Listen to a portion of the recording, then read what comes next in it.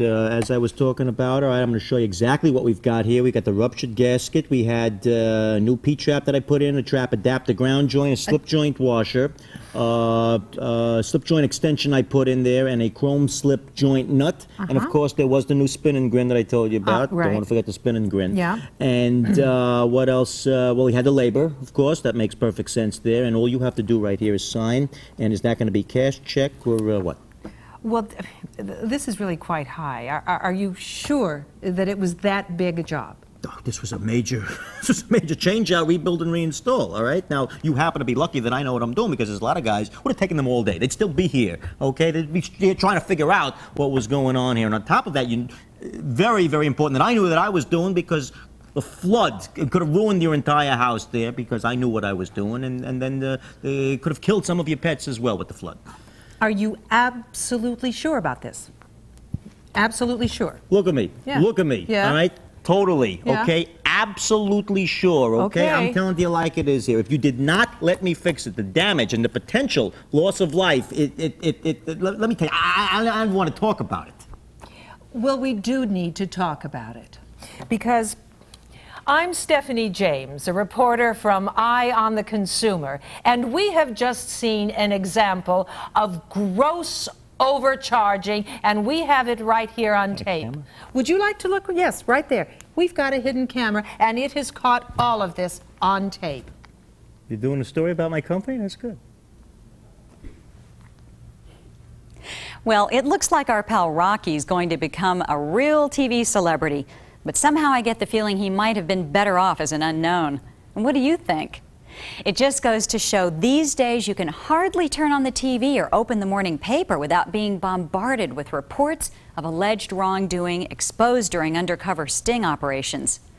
Elderly man overcharged on roof repair. Widow and mother of 3 hoodwinked by unscrupulous car dealer.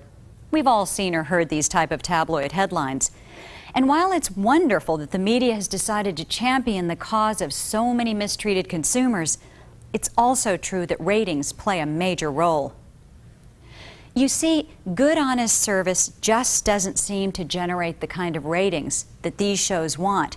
And as a result, they try hard, very hard, to find examples of businesses and their employees that don't follow the rules, so to speak. And unfortunately for us, the service industry seems to have become a favorite target. You want to grow, you want to be the best, but the bigger you get, the more high profile you appear, the bigger a target you become, and the more likely the media is to exaggerate the facts. After all, they want to create a story that will interest the public and produce high ratings. This is the reality of increased media scrutiny. And that's what our topic for this week is all about. Now, before you run for cover or rush off to hire a good lawyer, I want you to know that there are plenty of ways to become a star without getting your name on America's Most Wanted. The key is doing it right the first time.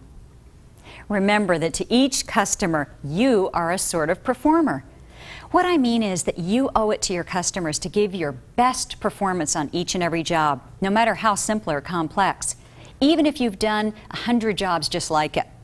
With every service call you go on, every problem you fix, every installation you complete, you make an impression on your customer, and that impression extends to your entire company. And your customer, your audience, expects the very best. So it has to be showtime every time you walk into a customer's home or business, no matter how you feel or what mood you're in. Just look at the top entertainers. They do it all the time. Take Frank Sinatra, for example. How many times do you think he sang New York, New York? 100? 1,000 more, perhaps?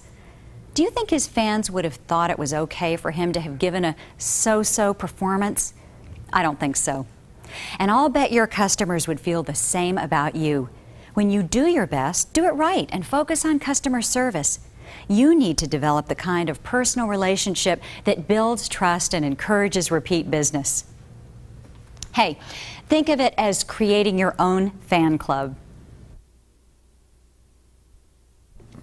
You know, I think it works better than before. And thanks for cleaning up, you know. I am so glad you were able to come over with, I know I called so late, but you were probably on your way home and you'd had a bad day, but I was in a panic. I mean, we're having company for dinner tonight. My husband's boss is coming. And I could just see his face if I had to tell his boss, oh, I'm sorry, but you'll have to go upstairs to use the bathroom. I can see that might be just a little awkward. His face would have turned 3 shades of red. Well, you've got nothing to worry about now. I was glad I was able to help. I mean, the new water level control, trip lever, and float ball did the trick. And you'll be all set to handle your guests without having to send them upstairs. No, thank you. Oh, you're welcome. Okay, I got to get out of your way so you can get ready for your guests. I wrote down a full description of the problem, what I did to fix it so you can explain everything to your husband. And right there, that's the same flat charge I quoted you earlier. No surprises. Thank goodness. I think I've had enough surprises to last me for a while. I think so too. And thank you so much, Mike. My pleasure. And I will call to schedule to have that water softener put in that we talked about. Okay. Okay, thank you. My pleasure. All right. Now, another way to avoid problems arising from increased media scrutiny is to firmly stand by your ethics. As a member of Contractors 2000, you and your company have access to a rather strict code of ethics, and you should be proud of that fact. It helps set you apart from your competition and strengthens the bond of trust between you. You can even use the code of ethics found in the C2000 Best Practices Operations Manual to communicate your ethical standards to customers. By maintaining your integrity and playing by the rules, you demonstrate your professionalism and trustworthiness with every single job. And that's good for business. And this is the flat rate we charge for that type of job, Mr. Kilroy. I see. Well, you know, I just had a thought, Mike. Okay. It's really not a very big job. What if we make a deal? You charge me half the price, and I'll pay you cash. You know, just between you and me. Yeah, what do you think? I'm sorry, Mr. Kilroy, I can't do that. My company has a very strict code of ethics, and we promise any service might compromise my company's reputation. Yeah, I like to think Well, that's what sets us apart from a lot of the competition. I got to tell you, I'm pleasantly surprised. Truth is, I've got a house full of galvanized, you know, those old galvanized pipes. And I've been thinking about repiping the whole house, and it's a big job, and I've been looking for somebody honest. Oh. I'm sorry, a little test there. Yeah, I guess I don't blame you. I mean, repiping a whole house, that's a pretty big job. Yeah, and an expensive one to boot. So what's that price book of yours say for a job of that size? Let's take a look. However, there are some exceptions to beware of. Remember when I mentioned that those tabloid-type shows are trying really hard to expose wrongdoing by unscrupulous companies? Well, sadly enough, they sometimes go a little overboard and exaggerate the facts. You see, no matter how good your intentions or how much integrity you have, there are certain situations that may be misperceived. You've all heard someone complain that a statement they made was taken out of context, right? Well, there are certain situations that can get you into trouble, where you accidentally set yourself up for a media story. For example, selling to seniors. Now, this is a subject we cover more in depth in a separate module. However, it applies here as well.